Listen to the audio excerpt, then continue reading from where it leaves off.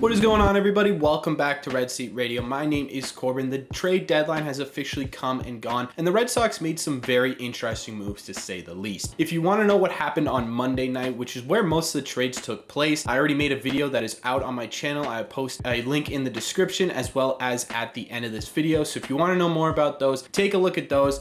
Today we are going to be talking about the Red Sox only trade on the day of the deadline, which I'm actually really shocked by. I really was assuming that the Red Sox would go after more, but we can get into that later, because what we're talking about today is the trade that went down today, getting Eric Hosmer from the San Diego Padres. We're going to talk about what went into that trade, who the Red Sox gave up, and why it makes a ton of sense for the Boston Red Sox. We're also going to talk about overall what I felt about this trade deadline, and I want you guys to let me know down below as well. What are your thoughts on this trade deadline? How do you think the Red Sox did? But before I get into that, do me a favor, make sure you guys have hit that subscribe button if you haven't already. If you're new here, we talk Red Sox content almost every single day. Also, make sure you guys are hitting the like button on this video as well. It helps out a ton and would mean a lot to me.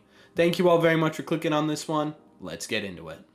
Like I said, there was only one trade made by the Red Sox today. Really shocking, but let's talk about the trade itself first. The Red Sox traded Jay Groom to the San Diego Padres in exchange for Eric Hosmer and two prospects by the name of Corey Rozier and Max Ferguson. Now, obviously, the big portion of this trade was Eric Hosmer, but let's talk about Jay Groom for a second, because to be honest with you, I kind of figured Jay Groom would be on the trading block this year. He's been 5 years with the Red Sox in the minor leagues and been riddled with injuries, had a lot of bad luck, and I really think a change of scenery would be good for him and good for the Red Sox, and I really think this trade is exactly that. Now, for the main part of this trade, Eric Hosmer, before you guys start freaking out and saying that we took on too much of a contract and that 3 years is too long and it's going to roadblock Casas, let's go over a couple of things first. First of all, a stipulation of this trade was that the San Diego Padres were going to pay off Eric Hosmer's contract, meaning that the Red Sox are essentially getting Eric Hosmer for free. And while Eric Hosmer isn't exactly the greatest first baseman in baseball right now, he's definitely serviceable, which is something the Red Sox haven't had in like 2 years. And I love Bobby Dahlbeck, but it's kind of true. We haven't had a reliable first baseman in a while. And Eric Hosmer is kind of exactly that. This year he's hitting 272 with a 112 OPS plus, which is slightly above league average. Defensively, he's a little bit below average with a -1 defensive run saved, but compare that to Franchy Cordero, who has -3, and Bobby Dahlbeck, who has -5. It's still an upgrade at first base, and it's an upgrade because it's a veteran guy who's played first base for a very long time. Now on to the blocking TristanCass part of this. TristanCass and Eric Hosmer actually know each other. They went to the same high school, and both Casas and Hosmer have talked about their relationship as being sort of Eric Hosmer taking Casas under his wing and kind of showing him what it means to be a big leaguer and how to handle certain things. So that relationship is already there. But with the Red Sox not having to pay a lot of Eric Hosmer's salary, there's a ton of options the Red Sox have to take care of the Eric Hosmer blocking TristanCass problem. The first thing is that Hosmer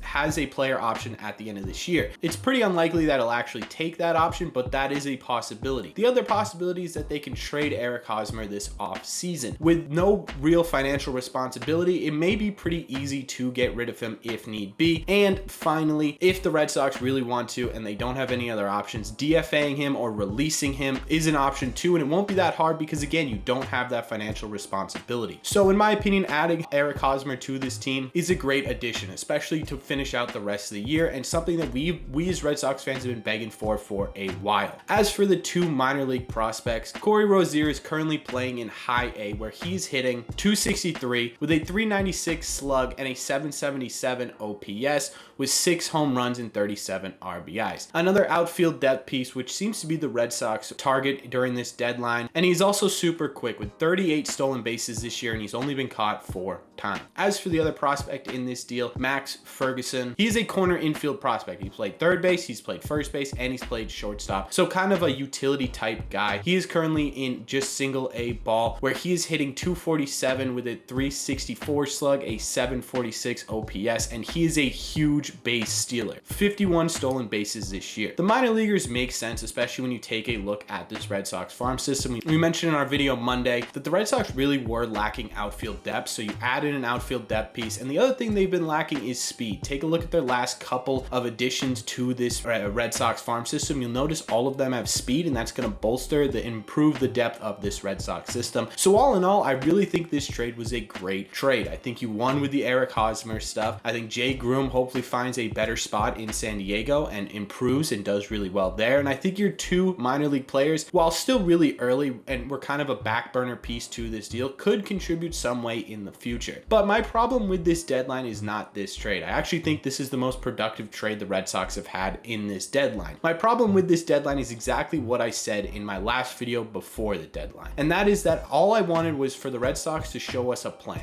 Show us something, show us a direction for this team, and they did not do that. While they improved in certain areas with Tommy Pham and Eric Hosmer, you kind of subtracted in other areas with Christian Vasquez and your depth pieces to go along with that. You didn't do anything to the bullpen. In fact, you took a guy out of the bullpen instead of getting a guy into the bullpen, and it just doesn't seem to me like they have any real legitimate plans for this team to make a huge push to a postseason. It doesn't seem like they have legitimate plans to retool and rebuild. They're just kind of stuck in this limbo, and I don't really know what to make of this deadline.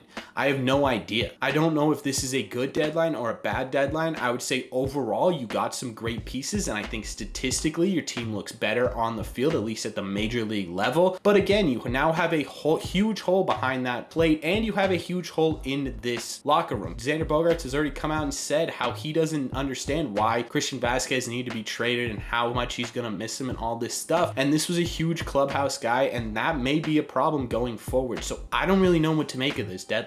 I can't really tell you if it's good or bad. So let me know in the comment section down below. What did you guys think? Take a look at my last video with the other trades. Take a look at this video with this trades, and let me know down below. What did you think of this deadline? Was it good for you? Was it bad for you? What would you have done differently if you were Chaim Bloom? And what do you think he did well? Let me know all your thoughts down below. As always, if you've made it to the end of this video, do me a favor. Make sure you guys have hit that subscribe button if you haven't already. Like I said at the beginning, we talk Red Sox content almost every single day. Also, make sure you guys have hit the like button on this video. It helps out a ton. It would mean a lot to me. And finally, do me a favor if you haven't already, share this video with a friend or family member who loves the Red Sox as much as you do. Thank you all very much for clicking on this one, and I will see you in the red seats.